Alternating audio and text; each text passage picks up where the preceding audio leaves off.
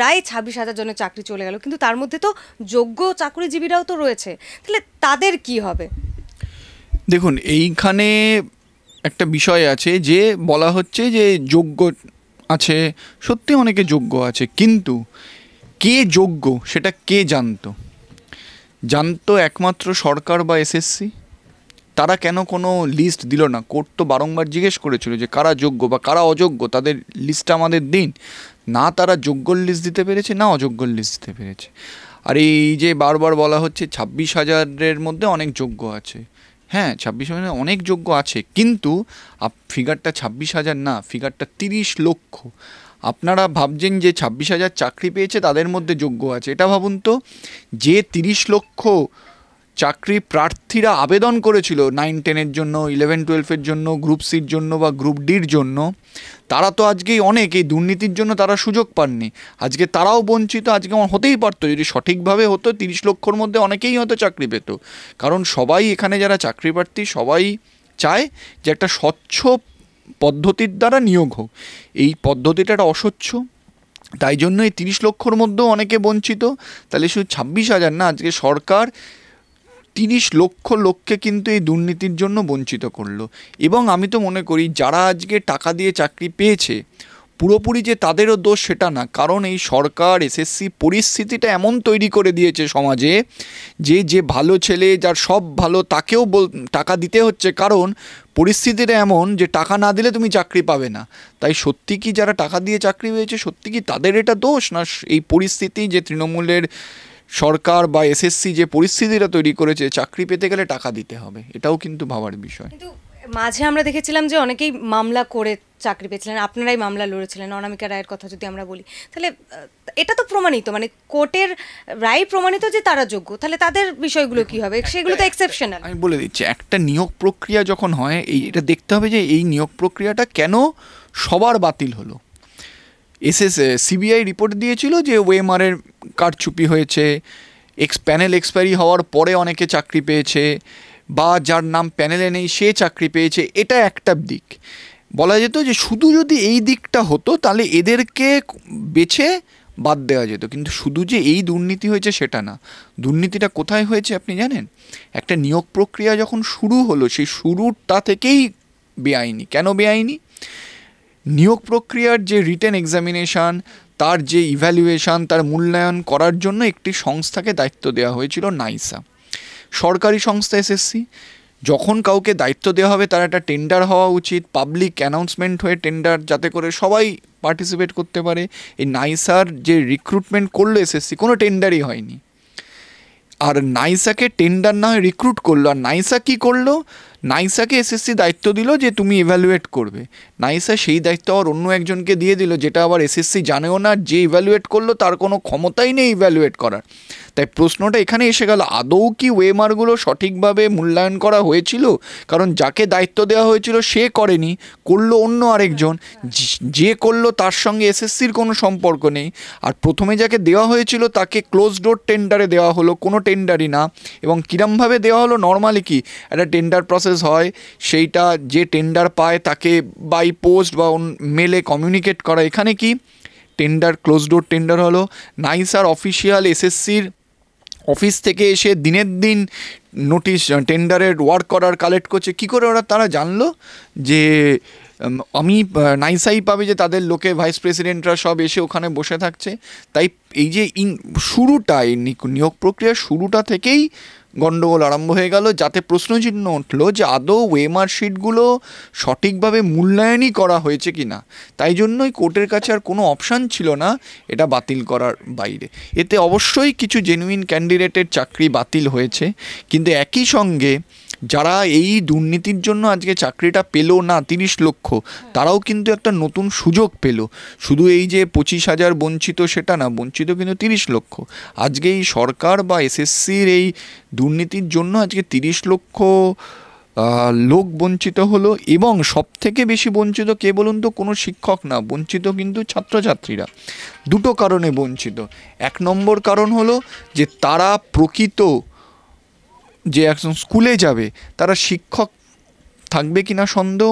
আর যদি এটা না হতো, তাদের যে শিক্ষক পড়াতো, যে শিক্ষকের দায়িত্ব হলো সমাজ গঠন করা, তারা কি পড়াবে যারা নিজেরাই দুর্নীতি করে আজকে চাকরি পেয়েছে?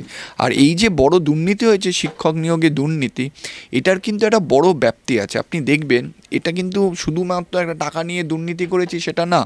যদি একটু ভাবা যায়, আপনি দেখবেন পাড়ায় পাড়ায় এখন প্রাইভেট ইংলিশ মিডিয়াম স্কুল খুলে যাচ্ছে, এবং দেখা যাচ্ছে যে সরকারি স্কুল যেভাবেই হোক একটু সরকারি স্কুল বন্ধ করা, কোনোভাবে যদি বন্ধ করা যায় তার ব্যবস্থা নেওয়া হচ্ছে।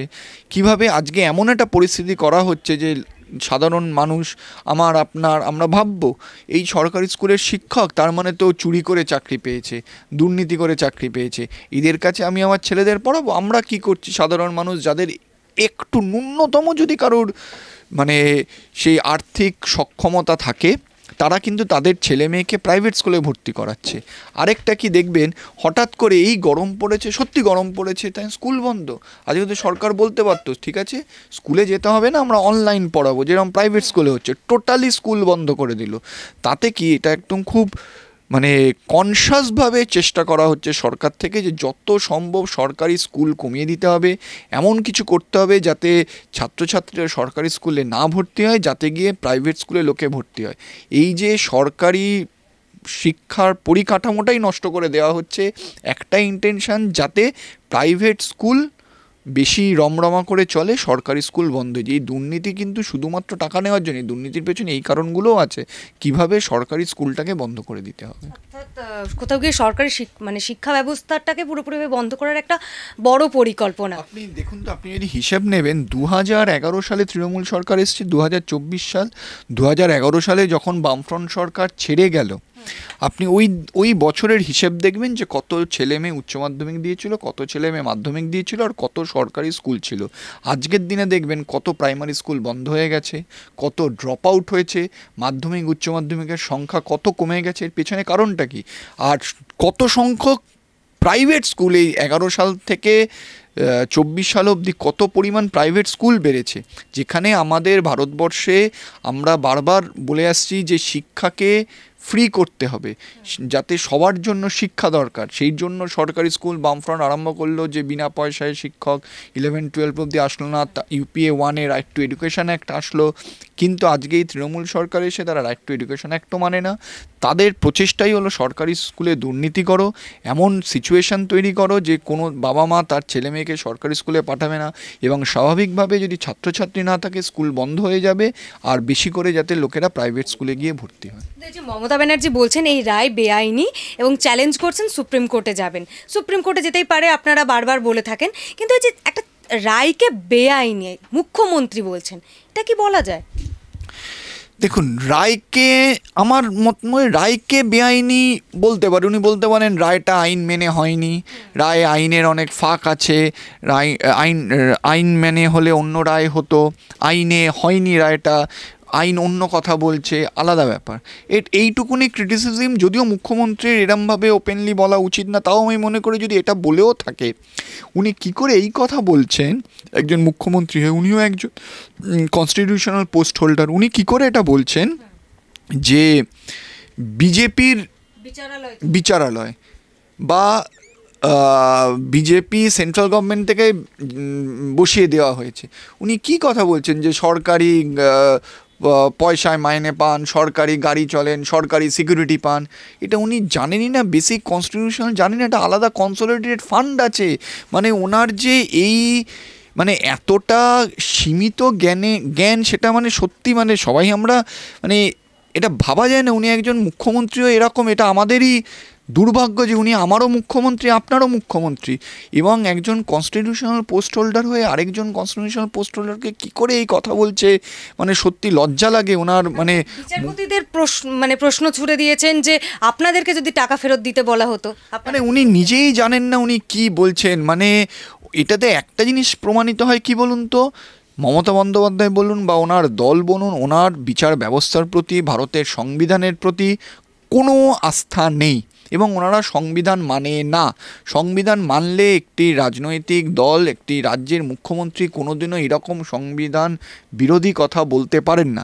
আজকে ওনার যে যখন ওনার দল গঠন করেছিল ওনাকে তো নির্বাচন কমিশন থেকে স্যাংশন করেছিল যে আপনি ভারতবর্ষে একটি পলিটিক্যাল দল হিসেবে আপনাকে আমরা রেকগনাইজ করছি। তখন একটি পলিটিক্যাল পার্টিকে বলতে হয় কিন্তু আমি সংবিধান মেনে চলবো, আমি সংবিধান মানি।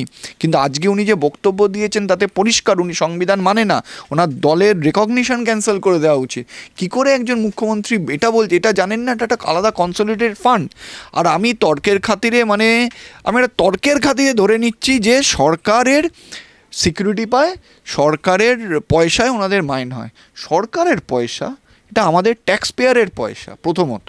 দ্বিতীয়ত, যদি আমাদের ট্যাক্স পেয়ারের পয়সা থেকে ওনাদের মাইনা দেওয়া হয়, তাই বলে সরকার মাইনা দেয় বলে সরকার চুরি করবে আর জজ সাহেবরা কিছু বলতে পারবে না, যেহেতু বাবা মাইনা দেয় আমি চুপ করে থাকবো। মানে উনি কি বলতে চাইছেন যে আমরা চুরি করব, আপনারা চুপ করে থাকবেন?